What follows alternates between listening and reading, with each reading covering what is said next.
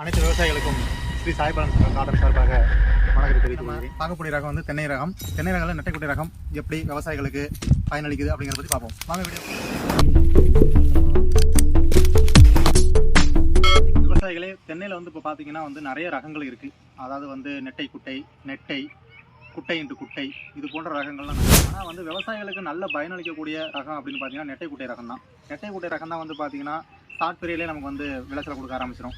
சுமார் 3 to 4 வருடத்துக்குள்ளே இந்த வளர்ச்சி பண்ணீங்க அப்படின்னா, நம்ம நாட்டு மரத்துக்கும் இதுக்கு என்ன வித்தியாசம் அப்படின்னு கேட்டீங்கன்னா, நாட்டு மரம் வந்து 7 வருஷம் ஆகும், அதாவது காய்ப்புக்கு. இது வந்து 3 to 4 வருடத்துக்குள்ளாக காய்ப்புகள் வந்துடும். ரெண்டாவது, நாட்டு மரம் மாதிரியே இதோட வந்து வளர்ச்சி growth எல்லாமே நல்லா இருக்கும். அதில் 40-50 வருஷம் வரைக்குமே நல்லா காய்க்கக்கூடிய ரகம் அப்படின்னா நெட்டைக்குட்டை ரகம் தான். இன்றைக்கு வந்து பார்த்தீங்கன்னா 20 முதல் 30 தேங்காய் வரைக்கும் காய்க்கக்கூடிய தன்மை இந்த மரத்துக்கு உண்டு. என்ன கேட்டிங்க அப்படின்னா வந்து ஒரு முறையான பராமரிப்பு இருந்தாவே போதும். இதுக்குன்னு வந்து நம்ம தனியாக மெனக்கடணும் அப்படிங்கிற அவசியம் இல்லை.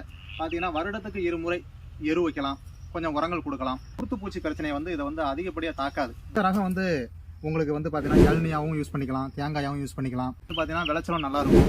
மார்க்கெட் வைஸாகவும் நல்ல விற்பனைக்கு இந்த காய்களை வந்து எடுத்துக்குவாங்க. ஏன் அப்படின்னு கேட்டிங்கன்னா வந்து இளநியும் தேங்காயும் வந்து இதை வந்து நம்ம பயன்படுத்திக்கலாம். கூடிய கொப்பரை தேங்காய் இதெல்லாம் வந்து திக்னஸ், பருப்போட திக்னஸ் வந்து நல்லாயிருக்கும்.